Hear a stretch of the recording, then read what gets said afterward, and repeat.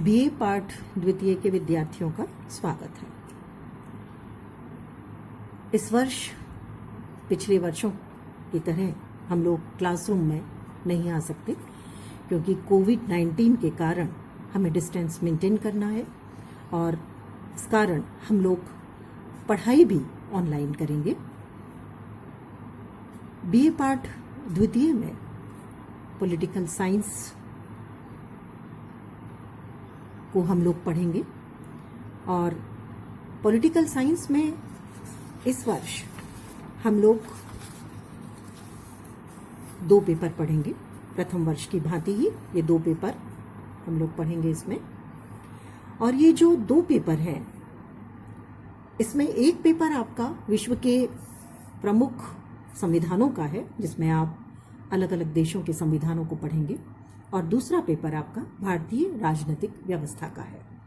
मैं आपको भारतीय राजनीतिक व्यवस्था का पेपर पढ़ाऊंगी। हमारे इस पेपर को 5 यूनिट में बांटा गया है और इन 5 यूनिट के हिसाब से जो पेपर आपका आएगा वो पिछले वर्ष की भांति कुल 3 खंड में बटा हुआ होगा। 100 नंबर का पेपर होगा और 3 घंटे की अवधि इसकी होगी।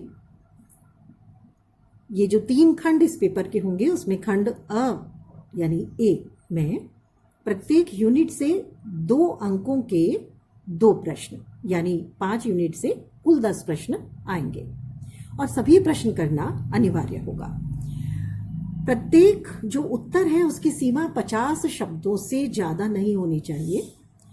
यूनिट ब यानी जो दूसरा भाग है पेपर का उसमें प्रत्येक यूनिट से 1 प्रश्न विकल्प के साथ आएगा और कुल 5 प्रश्न आएंगे और 7 अंक का प्रश्न होगा और सभी का उत्तर देना अनिवार्य होगा। प्रत्येक प्रश्न 200 शब्दों से अधिक का जो उत्तर आप दे रहे हैं प्रत्येक प्रश्न का वो 200 शब्दों से ज्यादा नहीं होना चाहिए। खंड स जो हमारा होगा उसमें प्रत्येक यूनिट से प्रत्येक इकाई से 1 प्रश्न आएगा। कुल 5 प्रश्न होंगे। 15 अंकों का 1 प्रश्न होगा। किन्हीं 3 प्रश्नों के उत्तर देने हैं और 500 शब्द इसकी सीमा है। इससे ज्यादा का उत्तर आपको नहीं देना। अब हम देखते हैं इसकी इकाई योजना या खंड योजना किस तरह से है। ये पेपर भारतीय संविधान और इसकी व्यवस्थाएं किस तरह से काम करती है इसको लेकर के है। यूनिट वार हम इसको समझने का प्रयास करेंगे कि हम क्या पढ़ेंगे इस वर्ष। यूनिट फर्स्ट जो है उसमें हमारा संविधान का विकास कैसे हुआ, क्योंकि आपको मालूम है कि 1947 से पहले भारत परतंत्र था, गुलाम था और उसके बाद में संविधान को बनाया गया और उस संविधान को कैसे बनाया गया सबसे पहले हम इसको पढ़ेंगे।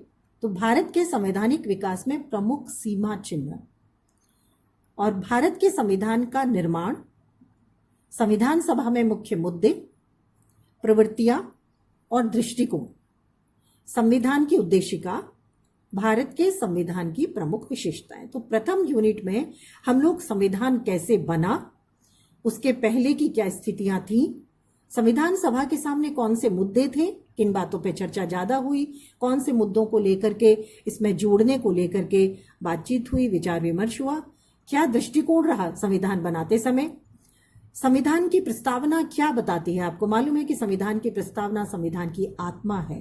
तो एक तरह से संविधान की जो प्रस्तावना है, उद्देशिका है, वो पूरे संविधान को प्रकट कर देती है हमारे सामने कि हम आगे क्या पढ़ने जा रहे हैं। और भारत के संविधान की प्रमुख विशेषताएं यानी अन्य संविधानों से कैसे अलग है, हमने क्या अन्य संविधानों से लिया है और इसमें क्या बातें हैं जिनको हम लोग पढ़ेंगे। तो ये हमारी हुई पहली यूनिट। यूनिट सेकंड में हम पढ़ेंगे भारत के संविधान में मानवाधिकार दर्शन, यानी भारतीय संविधान में किस तरह से मानवाधिकार को दिखाया गया है, क्या ऐसे क्लॉज हैं, कौन से अनुच्छेद हैं, कौन से परिशिष्ट हैं, कौन से अधिकार दिए गए हैं नीति निर्देशक तत्व क्या कहते हैं, विभिन्न योजनाएं क्या कहती हैं इसके अंतर्गत दी गई, तो उसको हम लोग पढ़ेंगे। मूल अधिकार और राज्य के नीति निर्देशक तत्व, कौन से मूल अधिकार हमें दिए गए हैं, उन पर क्या प्रतिबंध है और उनको हम कैसे प्राप्त कर सकते हैं, राज्य के नीति निर्देशक तत्व क्या है और ये मूल अधिकार से कैसे अलग हैं, इसको भी हम इसमें पढ़ेंगे।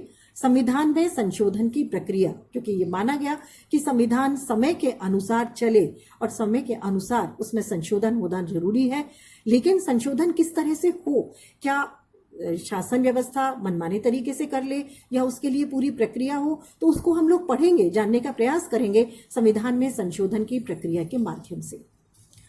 संघीय व्यवस्था की प्रकृति, भारत में संघ व्यवस्था को अपनाया गया, उसकी प्रकृति क्या है, किस रूप को उसमें अपनाया गया है।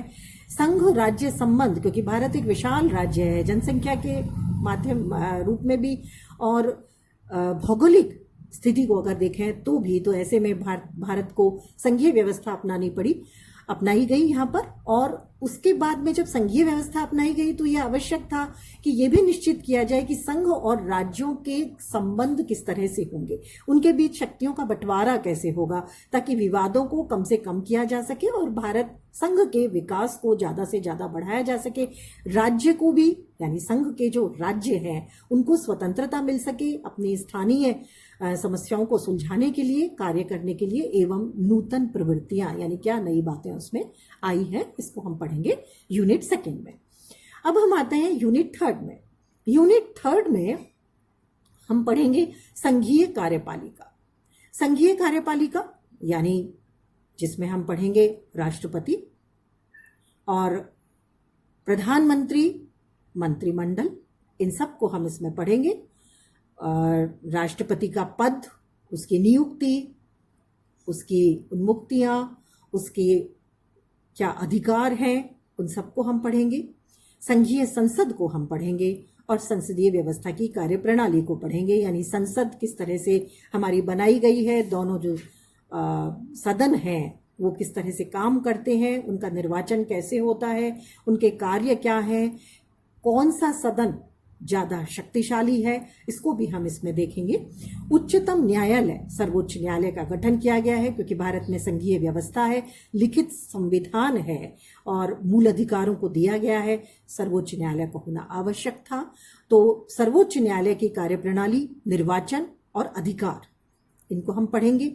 न्यायिक पुनरावलोकन किस तरह से किया जाए कि भारतीय संविधान की अक्षुण्णता बनी रहे, भारतीय संविधान बना रहे, उस पर भारतीय संसद किसी तरह का ऐसा कोई संशोधन ना कर दे कि उसकी मूल आत्मा, यानी जो उद्देशिका में दिया हुआ है, उसका उद्देश्य खत्म हो जाए।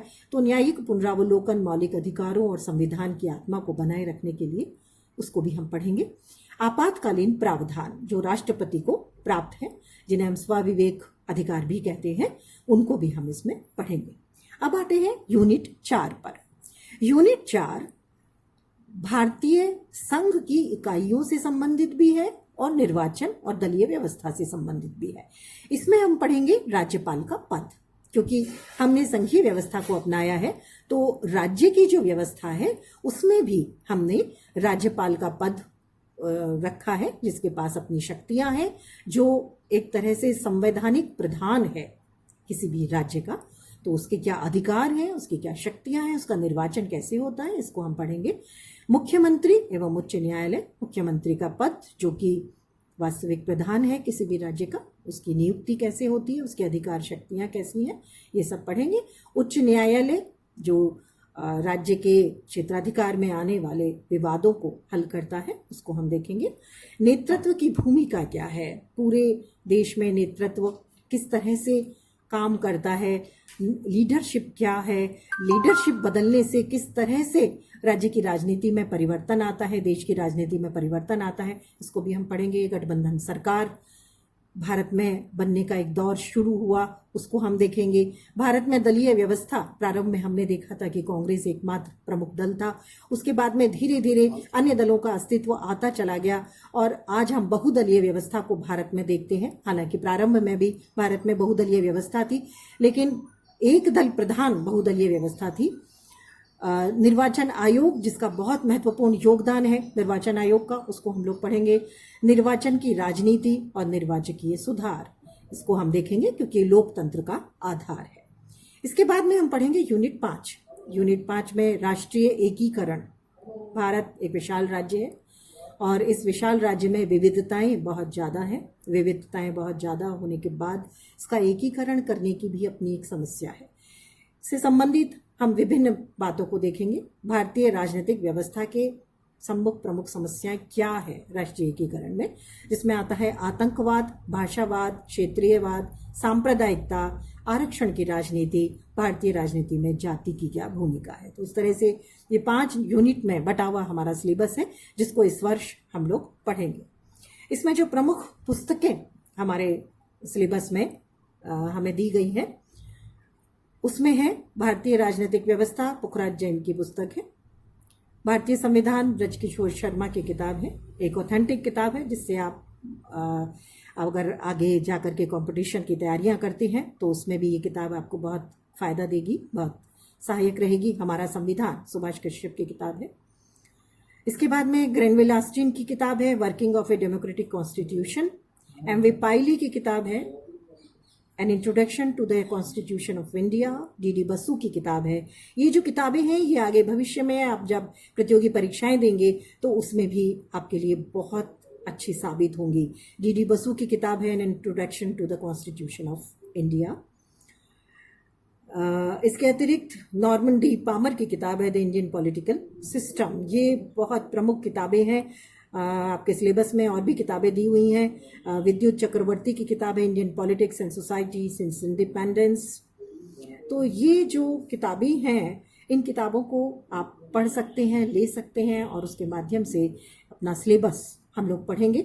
तो हम इस वर्ष अपनी जो पढ़ाई है वो ऑनलाइन करेंगे, वीडियोस के माध्यम से या ई लेक्चर के माध्यम से करेंगे क्योंकि हम क्लासरूम में इकट्ठा नहीं हो सकते। लेकिन आपकी पढ़ाई होनी चाहिए, आपका कैरियर आगे चलना चाहिए, इसीलिए ये योजना है। धन्यवाद।